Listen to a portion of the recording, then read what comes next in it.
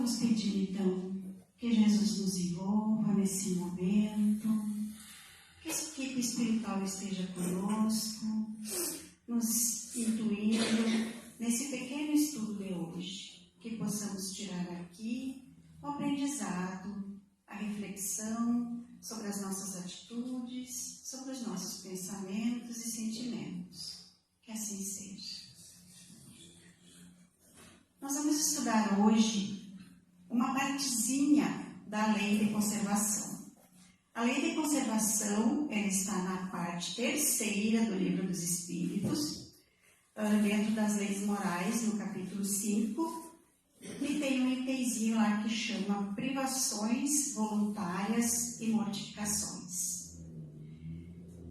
Então, ela inicia na questão 718, quando Allan Kardec pergunta à espiritualidade se a lei de conservação obriga o homem a prover as necessidades do corpo. Então a gente tem que pensar assim, quais seriam as necessidades do nosso corpo? Então nós vamos ver que nós temos a necessidade de nos alimentar, a necessidade de descansar, a necessidade de ingerir líquidos, a necessidade de dormir. O nosso corpo precisa de higiene, precisa de cuidados médicos. Então, essas são as necessidades básicas do nosso corpo. Então, ele pergunta se a lei da conservação, que é uma lei divina, é uma lei natural, se ela nos obriga a esses cuidados. E a espiritualidade responde que sim, porque sem força e saúde, impossível é o trabalho. Então, sim, nós temos a obrigação, sim, desses cuidados com o nosso corpo. E quando ele fala que sem a força e a saúde é impossível no trabalho, o trabalho não é simplesmente o trabalhar fora, mas o trabalho é todo aquele ato, toda aquela atitude que nos eleva, que é útil a alguém, a mim ou aos que me servem. Então, eu preciso desses cuidados básicos com o meu corpo para que eu consiga trabalhar. E aí nós temos apenas que ter o cuidado para que isso não vire um abuso. Eu tenho que saber do limite, eu tenho que saber que eu preciso cuidar do meu corpo para viver com saúde e não viver para cuidar do meu corpo. Então, a gente tem que saber sempre o limite para que a gente não caia no abuso. A gente sabe que tudo que é demais, ele vira veneno, né? Então, a gente tem que ter sempre o bom senso no sentido desse cuidado. Na questão seguinte, ele pergunta: merece censura o homem por procurar o bem-estar? E aí a espiritualidade responde: é natural o desejo do bem-estar. Então é natural que a gente busque o bem-estar, que a gente busque o conforto. Deus só proíbe o abuso, por ser contrário à lei da conservação. Ele não condena a procura do bem-estar, desde que não seja conseguido às custas de outrem e não venha diminuir-vos nem as vossas forças físicas, nem as morais. Então, Deus não condena que a gente busque esse conforto, que a gente busque essa melhoria, esse bem-estar. Nós temos que apenas ter o cuidado para que isso não vire abuso. Porque é um limite, a linha entre o conforto e o abuso, o uso e o abuso é muito tênue. Então, a gente tem que prestar bem atenção para não nos perdermos nisso. Então, por exemplo, é natural que eu coma, é natural que eu me alimente, é natural que eu busque aquele alimento que me dá mais satisfação, que é mais saboroso, que eu goste mais. Mas eu tenho que ter cuidado para não abusar, para evitar o exagero. Que eu me alimente com aquilo com a quantidade, por exemplo, que o meu corpo precisa para nutrição, para que eu não passe do limite. Porque se eu passar do limite, o meu corpo vai reclamar. Nós vamos ter as dores, nós vamos ter o mal-estar, nós vamos ter a indigestão. Então, a gente já está abusando, estamos ferindo a lei de conservação. Essa conservação do nosso corpo e do nosso espírito. Então, a gente tem que ter bastante cuidado. Outra questão que nós temos que pensar, para que vai me servir esse conforto? Qual é o sentido desse conforto? É para que eu me desgaste menos e eu aplique esse desgaste, essa energia que eu vou economizar numa caridade, num bem maior, num cuidado maior? Então, por exemplo, eu trabalho todo dia, eu tenho bastantes atividades, eu tenho lá a louça para lavar, eu quero uma máquina para lavar louça. É um conforto que eu vou buscar. Então, esse tempo que a máquina vai estar trabalhando, lavando a louça, vai sobrar um tempo para mim. O que eu vou fazer com esse tempo? Eu trabalho muito, eu preciso descansar. Então, eu vou usar esse tempo para o meu descanso. Muito bem. Eu vou usar esse tempo para estar auxiliando alguém. Então, eu vou colocar essa energia que o meu conforto me proporcionou em prol do outro. Agora, eu não faço nada o dia todo. Eu quero uma máquina para lavar a louça. Para que eu quero esse tempo livre? O que eu vou fazer com esse tempo livre? Então, a gente tem que sempre prestar atenção para que a gente não caia no abuso. Porque todo abuso fere a lei de conservação.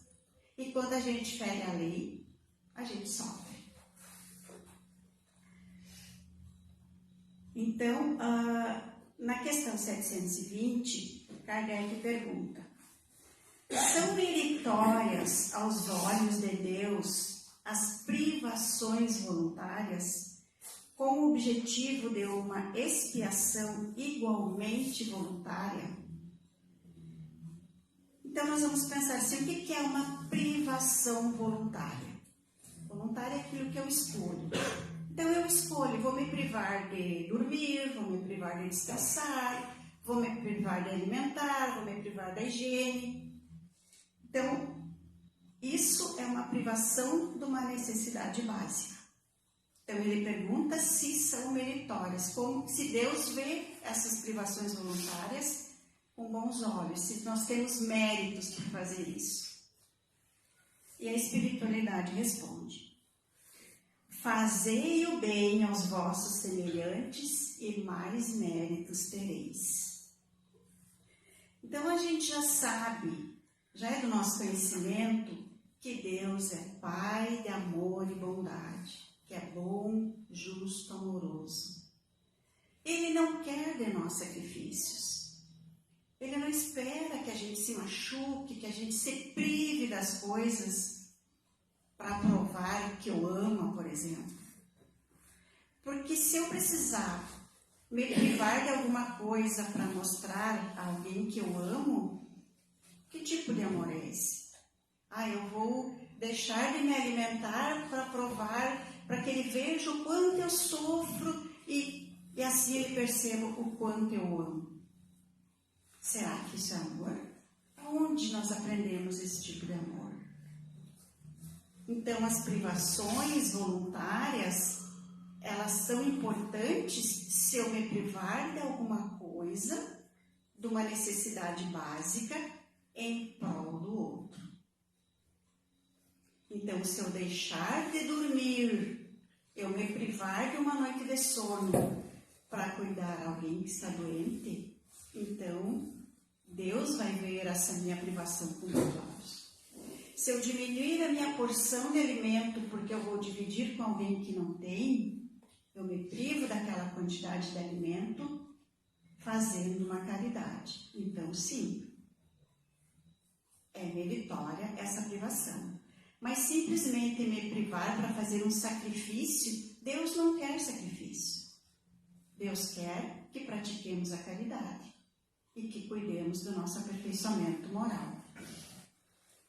E essa resposta, então, da questão 726, que vai complementar, que os Espíritos dizem: os sofrimentos voluntários de nada servem quando não concorrem para o bem de outro. Então, não adianta a gente se privar das coisas se a gente não estiver fazendo o bem. Não serve para nada. A não ser quando eu vou lá, então, e pratico a caridade. E aí eles dizem assim: vistam o indigente, consolem os que choram, trabalhem pelo que está enfermo, sofram as privações para o alívio dos infelizes, e então suas vidas serão úteis e agradáveis aos olhos de Deus. Então, quando a nossa privação serve para auxiliar alguém, nós estamos fazendo a caridade. Na questão 722, a pergunta é assim: será racional a abstenção de certos alimentos prescrita na tradição de diversos povos? Então, aqui ele fala, a pergunta dele se refere a alguns povos onde certos alimentos seriam proibidos. Então, por exemplo, lá na lei islâmica, tem o princípio da halal. Então, os muçulmanos só podem consumir uma carne se aquela carne for abatida dentro dos preceitos da lei islâmica. Então, tem que ser abatida por um muçulmano, tem todo um ritual, senão eles não podem consumir a carne. Então, ele está perguntando se essa lei, se essa abstenção de certos desses alimentos, se é uma lei, se é determinado por Deus. E os Espíritos respondem, então: permitido é ao homem alimentar-se de tudo que não lhe prejudique a saúde. Alguns legisladores, porém, com o fim útil de entenderem, de interdizer o uso de certos alimentos e, para maior autoridade, imprimem as suas leis, apresentando-nas como se fossem de Deus. Então, são leis, legislações que foram criadas pelo homem e para que ela seja cumprida por maior número de pessoas, se atribui a Deus. Mas Deus nos diz que nós podemos nos alimentar de tudo aquilo que não nos faça mal. E nós temos que lembrar que o alimento, ele é de extrema importância para o nosso organismo. Mas o alimento espiritual também é muito importante. Nós não vivemos simplesmente pelo poder do alimento que ingerimos, mas também por força de Deus, do alimento espiritual. A seguinte pergunta, o Kardec pergunta: a alimentação animal é com relação ao homem contrária à natureza? Então aqui ele está falando do consumo da carne. E aí a espiritualidade responde: dada a vossa constituição física, a carne alimenta a carne. Do contrário, debilita-se o homem.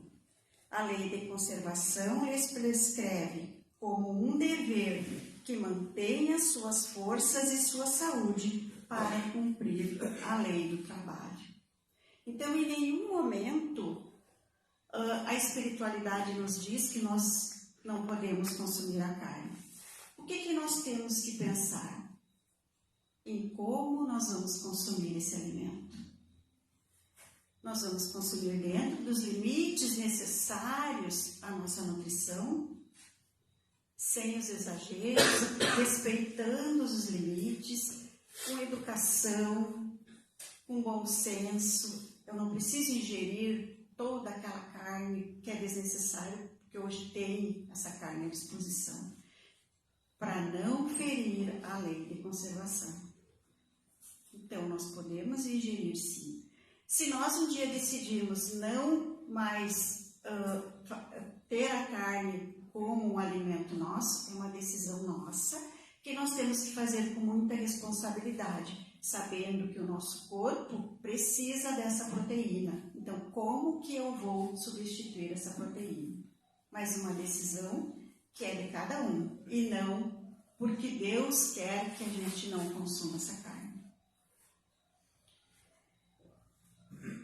Na questão 727, Kardec pergunta: uma vez que não devemos criar sofrimentos voluntários que nenhuma utilidade tenha para outro, deveríamos cuidar de preservar dos que prevejamos ou nos ameacem?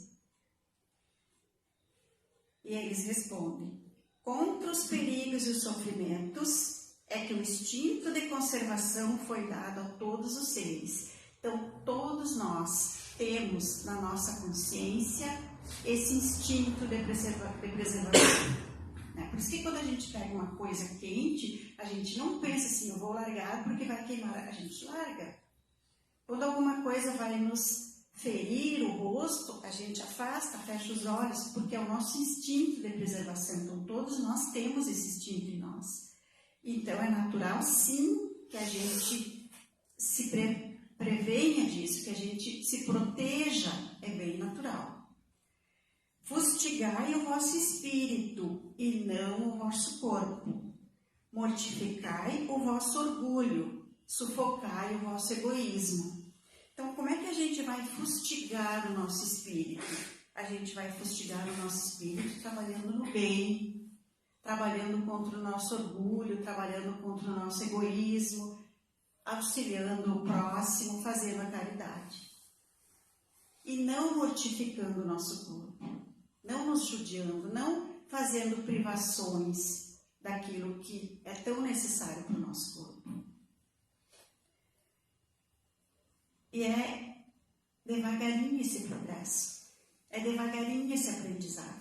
E é assim mesmo, passo a passo. Errando hoje, se arrependendo amanhã, começando de novo.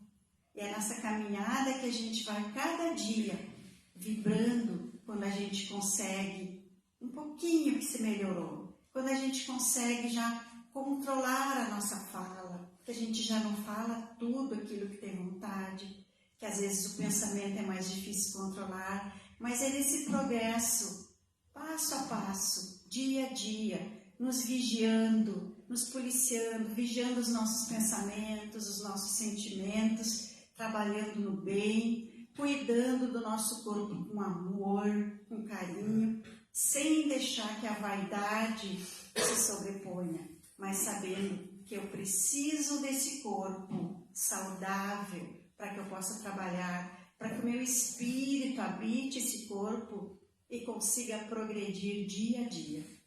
Então essa é uma pequena partezinha da lei da conservação, que nós possamos ter conosco sempre esse sentimento de que eu preciso desse cuidado comigo, que eu preciso desse amor pelo meu corpo físico, que é o templo onde reside o meu espírito. E que nós possamos nos melhorar cada dia, sempre com fé e com muito amor. Que possamos sempre refletir como estou cuidando hoje do meu corpo, do meu espírito. Que assim seja.